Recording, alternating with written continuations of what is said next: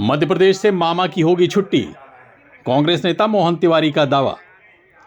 अब तो गोदी मीडिया ने भी कह दिया कि शिवराज मामा जा रहे हैं और कमलनाथ जी आ रहे हैं। कांग्रेस नेता मोहन तिवारी को पूरा विश्वास। मध्य प्रदेश में लाडली बहना योजना को गेम चेंजर बताने वाले शिवराज सिंह चौहान ने कहा कि अगर मैंने कांग्रेस के वादों को पंक्चर नहीं किया होता तो हम मुसीबत में पड़ सकते थे। मैं जीत के प्रति आश्वस्त हूं। लेकिन उनके बयान का जवाब कांग्रेस के नेता अलग अलग अंदाज में दे रहे हैं। कांग्रेस आलाकमान की तरफ से खंडवा जिले की जिम्मेदारी संभालने वाले मोहन तिवारी मतदान के बाद एक बार फिर से मतगणना के लिए खंडवा जा रहे हैं। उन्होंने प्रेस 9 न्यूज़ से बात करते हुए कहा कि मध्य प्रदेश से मामा की छुट्टी हो रही है। शिवराज सिंह चौहान जी का एक इंटरव्यू आया है मीडिया में, तो उसमें उन्होंने कहा कि अगर मैंने कांग्रेस के वादों को पंक्चर न किया होता तो हम मुसीबत में पड़ सकते थे। यानी जितने वादे किए थे कांग्रेस ने किए हैं तो उन सबको उन्होंने उनकी हवा निकाल दी, ऐसा उनका दावा है। कैसे देखो, पंक्चर तो खुद होके बैठे हैं। पार्टी ने उनको मुख्यमंत्री का कैंडिडेट नहीं किया, इसका मतलब पार्टी के पास उनके बारे में कुछ तो रिपोर्ट आई होगी। इतने साल से जो मुख्यमंत्री है, चुनाव में करोड़ों रुपया खर्चा कर रहा है, उस आदमी का चेहरा दिखा के वोट नहीं मांगने का जब पार्टी ने तय किया तो इस चेहरे पे कोई तो दाग लगा होगा। ये जो दाग है वो खुद को दिखता नहीं जब तक आईने के सामने नहीं जाएंगे, लेकिन उनके पार्टी को तो दिख रहा था कि कमलनाथ के सामने शिवराज पाटिल बहुत दागीदार दिख रहा है, बहुत गंदा दिख रहा है, इसकी जादू नहीं चलेगी, तो उसको बाजू कर दिया।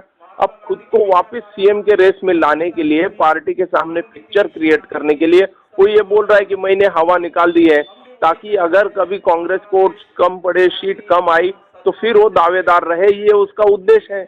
लेकिन सारे सर्वे बता रहे हैं कि भाई इस टाइम कमलनाथ जी आ रहे हैं। जब आवाम ये तय कर लेती है कि कमलनाथ आने वाले हैं तो इसका मतलब ये है कि हर आदमी उस तरफ वोट करने वाला है। और किसी एक पार्टी ने या एक आदमी ने जाके सर्वे थोड़ा किया है। जितनी गोदी मीडिया है, जितनी बाकी मीडिया है, सब मीडिया ने सर्वे किया है। सब में ये बात आ रही है कि कांग्रेस की सरकार आ रही है, शिवराज मामा जा रहे हैं।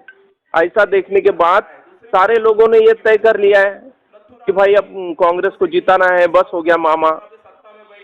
मोहन जी, इन सब के अलावा जो वादे किए, तो इन सब के अलावा पार्टी या आपने क्या महसूस किया कि कौन से मुद्दे वहाँ पे आमतौर से हैं जो आपके वादों को अगर छोड़ दिया जाए कि हम ये करेंगे, पैसा बढ़ा के, जैसे लाडली योजना उनकी है जिसमें लाडली बहना योजना, तो वो सब छोड़ दिया जाए, तो इसके अलावा क्या मुद्दे देखे आवाम में? किस बात की नाराजगी वहाँ जनता में है मौजूदा सरकार के खिलाफ? देखो, 3 विषय में आपको बहुत इम्पोर्टेंट बताता हूँ कि महिला में एक तो महंगाई की नाराजगी बहुत थी।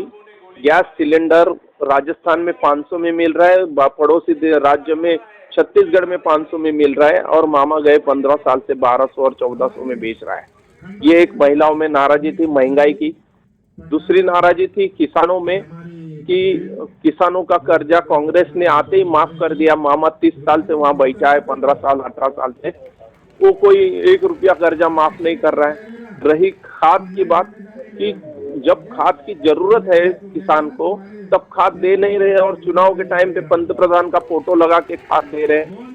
तीसरी बात ये थी कि जो उन्होंने योजना चालू की थी महिलाओं को 1250 रुपए, उसके लिए बीजेपी कार्यालय से फोन आता था, तुमको 1250 रुपया मिला है ना, बीजेपी को वोट दो। इससे उनमें गुस्सा था कि क्या मामा ने हमको 1250 रुपया में खरीद लिया है, क्या हमारा वोट खरीदा है क्या, ये गुस्सा था महिलाओं पे। तीसरी थी जो युवा है वहाँ के, युवाओं को वहाँ रोजगार नहीं था। युवा जो थे वो बार बार आके यही बोलते थे कि मामा की सरकार आई तब से एक तो बताओ हमको भर्ती हुई है, एक तो कोई एग्जाम सही हुए। व्यापार घोटाले की जोरदार वहाँ पे युवाओं में चर्चा थी।